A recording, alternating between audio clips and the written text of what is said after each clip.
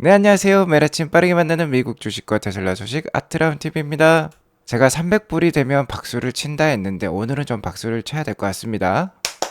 네, 테슬라 오늘 10%대 급등을 보여주었습니다.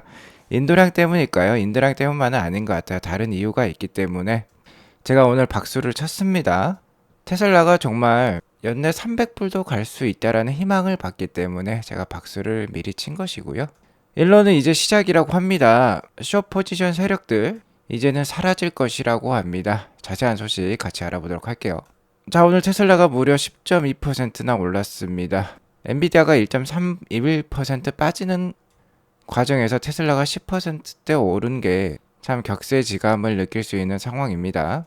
그간 테슬라에 집중 투자해온 한국인 투자자분들 넉넉고 날아가는 엔비디아만 봤을 때는 상당한 상대적 박탈감이 컸을 텐데요. 이를 좀 만회하는 상승이 오늘 나왔습니다. 자, 오늘은 테슬라에 의한 날이라고 볼 수 있겠어요. 테슬라가 10%대 오르면서 나스닥이 0.84% 오르는 모습, 다시 한번 18,000선 위로 올라서는 모습, 좋은 모습 나왔습니다. 자, 계속해서 이렇게 주도주가 나온다라고 하면은 나스닥의 상승은 계속 갈 수밖에 없어요. 달리는 말에서 일찍 내려올 필요가 없다. 지속해서 말씀을 드리고 있죠.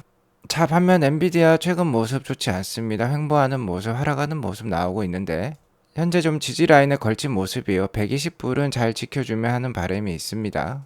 자, 만약 주가가 한 110불대까지 깨고 내려온다라고 하면은 조심할 구간이다라고 한번 말씀드릴 수 있을 것 같은데, 물론 엔비디아가 또 탁월한 실적 발표하면 다시 날아갈 수 있습니다. 계속해서 엔비디아 실적 가이던스 잘 살펴보면서 투자하실 필요가 있겠고요.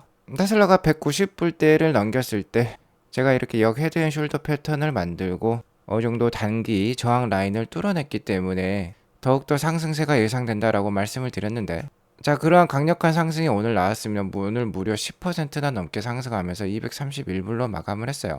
애프터 장에서는 좀 매물이 출회가 되면서 빠지는 모습이 나오고 있습니다만, 어쨌든 이렇게 3년간 이어진 장기 저항 라인을 좀 뚫어낸 모습입니다. 3년간 이어진 이 하락 추세 저항 라인은요, 약 225불 정도의 자리를 잡고 있었어요. 근데 오늘 231불까지 오르면서 장기 저항 추세를 뚫어놨기 때문에 앞으로 더욱더 좋은 모습이 기대가 되는 상황이에요.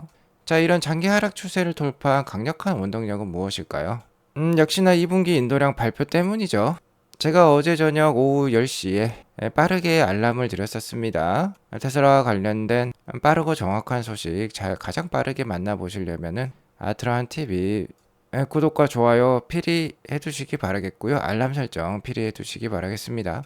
자, 제가 어제 방송에서 테슬라 인도량 일단 42만 대만 넘어서도 괜찮을 것이다. 인도량 발표의 날짜에 가까워지면 가까워질수록 뭔가 기간 컨센서스인 약 한 44만 대와 43만 8천 대 수준에서 멀어지는 느낌이었는데, 그러면서 암암리의 전문가들끼리 인플루언서들끼리 만들어 놓은 컨센서스가 42만 대였습니다. 그러니까 42만 대만 넘어서도 괜찮은 주가, 어느 정도 유지되는 주가. 자, 왜 그러냐면 최근에 상승 추세를 유지하고 있었기 때문에 괜찮은 주가가 기대가 되었었어요. 그런데 만약 기간 컨센서스인 43만 8천 대, 44만 대 수준을 넘어서면 주가가 크게 반등할 것이다 라고 제가 말씀을 드렸죠. 자, 44만 대를 넘어서기는 쉽지 않아 보였습니다. 하지만 자, 어제 충격적인 숫자가 나왔습니다. 무려 44만 4천 대가 나왔어요. 기가 컨센서스를 약 한 4,000대에서 6,000대 정도 상회하는 탁월한 숫자가 나왔습니다. 42만 대만 나오더라도 좋을 것이라고 생각했는데 훌쩍 뛰어넘는 숫자가 나온 거죠. 특히 주목할 점은 자, 이번에는 프로덕션이 41만 대, 그러니까 2분기 동안 생산량은 41만 대였는데 인도량, 그러니까 판매량은 43만 한 3,000대 수준으로서 자, 재고가 이렇게 따지면 3만 3천 대 정도 줄어들었다고 볼 수 있겠죠. 생산보다 딜리버리가 더 많았습니다. 자, 약 한 8% 정도 생산보다 이번에 딜리버리가 많았어요. 인도를 많이 했으니까 당연히 재고가 줄어들었겠죠.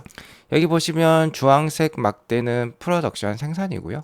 빨간색은 딜리버리 인도량이에요. 자, 최근의 모습이 별로 좋지 않았습니다. 계속해서 생산량이 인도량을 앞서왔어요. 여기 보시면 주황색 막대가 빨간색 막대보다 대부분 길죠. 자, 이렇게 계속해서 한 개 분기, 두 개 분기 이어지다 보면 재고가 증가를 한다라는 뜻이죠. 여기 보시면 이 녹색 그래프가 테슬라의 재고 일수가 되겠습니다. 공장에서 얼마나 재고로 보관하고 있느냐라는 것인데요. 자, 이게 최근에 30일을 넘기기도 했었어요. 특히 올해 1분기가 심했죠. 1분기가 생산량보다 딜리버리가 대폭 빠지면서 실적도 좋지 않았고 재고가 크게 증가하는 모습을 보여주었습니다. 하지만 자, 이번에 재고를 많이 떨어냈다라고 볼 수 있겠죠. 자, 그러면서 재고 일수가 약 한 20일 정도로 줄어들었어요. 약 10일 정도? 3분의 1이나 줄어들었습니다. 그러니까 이번 인도량 발표는 뭐 꼭 먹고 알 먹고라고 볼 수 있겠죠. 자, 이번에 이렇게 딜리버리가 잘 된 이유는 역시나 무이자 할부와 같은 저이자율 정책 때문인 것 같아요. 자, 2분기 내내 어느 정도 이 저이자율을 이어왔습니다. 미국에는 할부 금리가 0.99%, 중국은 거의 무이자로 프로모션을 해왔는데 좋은 결과가 나왔기 때문에 아무래도 3분기까지도 계속 이어질 것 같아요. 자, 하지만 혹자는 이번에 인도량 발표를 폄하할 수도 있겠습니다. 자, 왜 그러냐면 전년이랑 비교해 보면은 그렇게 좋은 모습인 것도 아니에요. 자, 전년에 테슬라가 1분기, 2분기를 더해보면 뭐 약 한 80만 대가 넘는 수준인데 이것보다도 좀 낮은 수준입니다. 올해 1분기, 2분기를 더해보면 아직까지 전년 대비로는 마이너스 성장을 보여주고 있어요. 작년 2분기 판매량이 46만 6천 대였기 때문에 이번 2분기 판매량이 43만 4천 대로서 좀 떨어지는 모습이죠. 자, 이렇게 말하면은 테슬라에 아직도 전기차 판매량이 못 올라온 것이지 않겠느냐라고도 반문할 수 있겠습니다. 자, 그렇게 생각해보면 오늘 이 10%대 상승 이게 가능하다고 생각할 수 있었을까요? 자, 이렇게 안 좋게만 생각하면은 당연히 이러한 오늘 급등이 나오지 않았을 것입니다. 야, 역시나 다른 원동력이 있었구나라고 생각을 해볼 수 있겠죠? 자, 바로 이것입니다. 조그맣게 숨어 있어요. 테슬라 2분기 IR 레포트를 봐보면은 여기 보시면 we deployed 9.4죠. 자, 9.4GWh의 에너지 스토리지 프로덕션이 있었다. 9.4GWh를 보급을 했다라는 겁니다. 디플로이드는 뭐 실행했다, 보급했다 뭐 이런 뜻으로 보시면 돼요. 또 하나의 대박이 있었으니 무려 ESS 실적이 전분기 대비 2배가 넘게 상승을 했다라는 거예요. 자, 드디어 에너지 대박 행보가 이어지고 있습니다. 자, 2024년 1분기 ESS 실행 실적을 보면요 4GWh예요. 자, 그런데 2024년 2분기를 보십시오. 무려 9.4GWh가 나오면서 전분기 대비 132% 2배를 훌쩍 넘는 상승을 보여주었어요. 전년 동기 대비로는 무려 157%입니다. 자, 현재 ESS 메가팩 공장은 미국 공장 레스럭 공장만 돌아가고 있는데 레스럭 공장의 연간 풀캐파가 40GWh야. 근데 요번에 9.4GWh가 나왔다니까 분기 기준으로는 거의 풀캐파로 돌아가고 있는 거죠. 이 막대가 여기 만이라고 적힌 숫자까지 올라가면 이제 풀캐파인 겁니다. 풀캐파가 거의 눈앞에 있는 거예요. 자, 우리가 테슬라에게 있어서 가장 기대했던 모습이 올해 연내 가장 기대했던 모습이 바로 이것입니다. 물론 FSD 중국 출시와 로보택시 발표도 있지만 실제적으로 단기적으로 테슬라 주가의 상승을 자극할, 그러니까 ESS 실적이 테슬라의 EPS를 올릴 만한 유일한 수단이었는데 바로 이거에 지금 나온 것입니다. 자, 이번 ESS 실적이 얼마나 좋은 거냐면 올해 1분기와 2분기 ESS 메가팩 이 실행 실적을 더해보면요 작년 총 실적과 거의 유사한 수준까지 올라온 거예요. 작년 4개분기를 더한 것과 거의 맞먹는 수준의 실적이 상반기 동안 나온 거라고 보시면 되겠습니다. 자, 그럼 우리가 이쯤에서 이 ESS 메가팩 사업이 테슬라의 실적에 얼마나 영향을 줄지 한번 생각을 해볼 수 있겠죠. 자, 일단 매출액에서 차지하는 비중을 보겠습니다. 이 녹색 부분은 테슬라의 분기별 실적 중에서 이 오토모티브, 그러니까 자동차가 차지하는 영역이고요. 주목해서 볼 부분이 에너지 주황색 부분이 되겠습니다. 주황색 부분이 점점 커지고 있는데 2024년 1분기, 그러니까 전분기에는 4.05GWh로서 총 실적 내 매출 비중이 9.4% 정도 됐어요. 그러니까 약 한 10% 정도 됐었죠. 자, 그런데 이게 4GWh가 9.4GWh가 됐으니까 뭐 130% 성장했다고 했죠. 2배가 넘게 되었습니다. 그러면 9.4%였던 비중이 이게 2배가 되는 거니까 거의 20%대까지 올라올 수 있다라는 거죠. 이 막대가 이제 2배가 된다라는 겁니다. 자, 테슬라 전체 실적에서 이제 ESS 매출이 15에서 20%를 차지한다라는 건 상당히 상징적인 의미가 있어요. 테슬라가 더 이상 자동차에만 기대는 기업이 아니다. 전기차에만 기대는 기업이 아니다. 테슬라는 에너지 기업이기도 하다라는 것을 뭐 공표하는 것이라고 볼 수 있겠죠. 자, 그러면 간략히 산수를 해보도록 하겠습니다. 2023년 여기 보시면 전체 테슬라의 ESS 메가팩 실적은 여기 보시면 15GWh라 적혀 있죠. 그러니까 14.7GWh 정도가 됐어요. 이때 이 매출액이 6빌리언 정도 되었습니다. 자, 그런데 2023년은 30GWh 이상이 예상이 돼요. 자, 왜 그러냐면 1분기 4GWh, 2분기 9.4GWh, 3분기부터는 10GWh, 4분기도 10GWh까지도 나올 수 있는 상황이거든요. 그러면 10, 10, 9.4, 4를 더해보면 당연히 30이 넘어가는 수준이죠. 약간 못해도 33까지 또 나올 수도 있을 것 같습니다. 자, 그러면 2024년은 30GWh가 넘어간다라고 보시면 될 것 같고, 자, 이렇게 되면 2023년 대비 매출액이 2배가 증가한다라고 보시면 되죠. 그러면 6빌리언이 12빌리언 이상이 된다라고 보시면 됩니다. 자, 그리고 현재 마진율이 이 ESS의 마진율이 25% 정도 되거든요. 그러면 12빌리언 곱하기 25%라면 3빌리언 정도의 수익이 예상이 되는 거죠. 이 3빌리언 수익 어마무시합니다. 왜 그러냐면 테슬라의 현재 한개 분기 최대 순이익이 3빌리언 수준이었어요. 이때 2023년 2분기에 기록한 넘객 기준의 순이익이 넷인컴이 3.148빌리언이었습니다. 자, 그러니까 올해 전체 ESS 실적만으로도 이 메가팩 실적만으로도 테슬라의 최대 한개 분기 순이익에 버금가는 이익이 나올 수도 있다라는 거죠. 즉 테슬라의 EPS를 작게는 20%, 많게는 25% 정도 올려줄 수 있는 그런 커다란 사업이 됐다라는 거 우리가 확인을 해볼 수 있었습니다. 이렇기 때문에 자, 오늘 주가가 이렇게 10% 넘게 껑충 뛰어오른 것이에요. 바로 여기 보이시는 이 작은 문구 하나가 테슬라의 숏 세력들을 일망타진할 수 있었던 원동력이었던 것입니다. 자, 하지만 이제 이게 끝이 아닙니다. 제가 오늘 박수를 쳤던 이유가 이제부터 나오는데 테슬라 초기 투자를 통해서 100억대의 자산가가 된 제이슨 데볼트 역시 Don't get too excited라는 표현을 쓰고 있어요. 흥분하지 말라. 이제 시작이라는 것이죠. 콘트레리안 님에 따르면 자, 2022년인가요? 테슬라의 지속가능 성장 레포트라는 게 있었는데 여기에 테슬라의 목표가 나와 있습니다. 2030년까지는 2천만 대의 차를 팔아보겠다 연간 기준이에요. 여기에 더불어서 ESS 메가팩을 1500GWh까지 달성을 해보겠다라고 했습니다. 일단 자동차는 저도 2천만 대까지 판매할 수 있을지는 좀 의문이긴 해요. 폭스바겐이나 도요타가 글로벌 1등 카메이커인데 현대 1000만 대의 문턱에서 넘어서지 못하고 있습니다. 그만큼 1000만 대를 넘어가기가 어려운 건데 테슬라는 2000만 대까지 판다고 하니까 정말 큰 원대한 목표라고 볼 수 있겠는데 ESS 메가팩은 지금 테슬라가 군계 일학입니다. 이미 글로벌 1위예요. 근데 이게 1500GWh를 목표로 하고 있다라고 하니까 이제 시작인 거죠. 이제 걸음마인 겁니다. 자, 올해 연간 30GWh가 예상이 된다라고 했는데 1500을 30으로 나눠보면 약 한 50배인가요? 지금보다 메가팩 사업이 50배 정도 더 커질 수 있다라고 지금 테슬라와 일론 머스크는 얘기를 하고 있는 것이죠. 이제 시작이라는 겁니다. 자, 그리고 일론 머스크는 충성심엔 충성심으로 보답을 한다라고 했어요. 주총 투표 승리를 통해서 테슬라에 더욱더 집중하고요. 테슬라를 세계 1위 회사로 만들겠다라는 포부를 다시 한번 밝히고 약속을 한 일론 머스크인데 자, 오늘의 이 230불대까지 10% 이상 상승과 관련해서 발언을 해주고 있는데요. This is small relative to vehicle autonomy and Optimus라고 표현을 해주고 있어요. 자, 이번에 상승에는 vehicle autonomy 그러니까 자율주행이겠죠. AI가 되겠죠. 옵티머스 로봇이 되겠습니다. 이 부분과 있어서 약간의 relative 그러니까 연결성이 있다라는 거죠. 여기서 중요한 거는 스몰입니다. 스몰 약간밖에 연결이 안 됐다라는 거예요. 이 말인즉슨 아직 갈 길이 멀다라는 거죠. 자, 이게 그러니까 FS랑 옵티머스가 스몰이 아니라 large 그러니까 크게 연계가 되면 어떻겠습니까? 훨씬 더 많이 오른다는 거죠. 자, 이제 흐름은요. 인도량이 아니라는 것입니다. ESS도 있고 FSD 구동률 상승도 있고 옵티머스도 있다라는 거죠.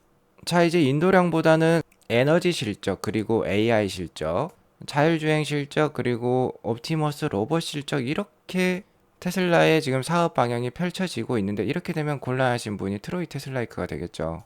트로이 테슬라이크는 자동차의 생산량과 판매량을 잘 맞추는 사람으로 유명한데요. 이분의 오차율이 계속해서 늘어나고 있습니다. 이번에 44만 4천 대가 발표가 되었는데 42만 3천 대로 발표를 했었기 때문에 오차율이 약 한 5% 가까이 이르러요. 본인은 생산량은 잘 맞췄다. 1.5%밖에 괴리가 없었다. 하지만 인도량은 맞추기 어렵다라는 듯이 얘기를 하고 있는데요. 사이버 듀드님이 이에 관련해서 잘 표현을 해주고 있는 게 있는데 자, 이제 가면 갈수록 이제 인도량에 주목을 하지 않는다라는 거죠. 현재 인도량도 이렇게 틀리는데 ESS는 어떻게 예측을 할까요? FSD 구독률을 어떻게 예측을 할까요? 옵티머스 생산량은 어떻게 예측을 할까요? 이제 인도량은 점점 그 관심이 줄어들 수 있습니다. 중요한 건 만약 2026년, 2027년에 옵티머스가 나온다라고 하면 이 옵티머스 인도량이 훨씬 더 중요해질 수 있다라는 거죠. 아무튼 이런 모습을 보면 이제 시작인 테슬라가 맞습니다. 자, 그리고 ESS 실적이 워낙 좋게 나왔기 때문에 이번 테슬라 2분기 실적 발표 매우 기대가 된다라고 볼 수 있겠어요. 7월 23일 화요일 날 실적 발표가 있습니다. 제가 뭐 7월 17일, 18일 정도로 써놓았었는데 정확히 이제 발표가 나왔기 때문에 23일로 바꾸었고요. 아마 우리 시간으로는 23일에서 24일로 넘어가는 새벽 시간, 그러니까 24일 한 새벽 5시 이후에 실적 발표가 될 것 같습니다. 자, 이 실적 발표에는 2분기 실적뿐만 아니라 향후 전망도 나오기 때문에 필수적으로 보셔야 되겠죠. 오늘 인도량과 관련해서 전문가들의 발언을 한번 살펴보면요. 댄 아이브스의 얘기 한번 보도록 하겠습니다. 자, 여기 보시면은 EV의 성장 스토리가 이제 다시 시작을 하고 있다라는 표현을 하고 있어요. EV 수요 스토리가 왜 다시 시작을 했냐? 바로 역사적인 로보택시 데이를 앞두고 있기 때문이라고 하고 있습니다. 로보택시가 도입이 되면서 그리고 FSD가 계속해서 날로 발전을 함으로써 사람들이 좀 더 파괴적인 기술에 충실해지기 시작을 했고요. EV에 대한 관심을 더욱더 갖게 되었다라는 거죠. 테슬라가 어쨌든 결과론적입니다만 올해 방향성을 잘 잡은 것 같아요. 이왕 전기차가 안 팔릴 것 같으니까 아주 재빠르게 로보택시와 AI 그리고 옵티머스 쪽으로 바로 방향을 선회했던 테슬라인데 이게 지금 잘 먹히고 있다라는 뜻입니다. 여기 보시면 Most undervalued AI play in our view. 테슬라는 세계에서 뭐 가장 저평가된 AI 기업이라고까지 표현을 하고 있죠. 특히 최근에 엔비디아와 테슬라가 상반된 모습을 보이고 있기 때문에 이러한 표현이 더 잘 어울리는 것도 같습니다. 자, 테슬라의 호재 요인은 계속해서 이어질 것 같습니다. ES 실적이 램프업이 되면서 EPS 하방을 만들어 주었다라고 볼 수 있겠고요. 자, 그러니까 더 이상 이제 자동차 실적에만 기대는 테슬라가 아니라는 걸 이번 인도량 발표를 통해서 보여주었고, 자, 계속해서 제가 주제에서 말씀드렸던 부분 바로 이거죠. 중국 내 FSD가 되겠습니다. 중국 내 FSD 출시 소식이 나오면 이 FSD 구독률이 당연히 올라가는 거죠. 자, 미국보다 더 큰 시장이 중국입니다.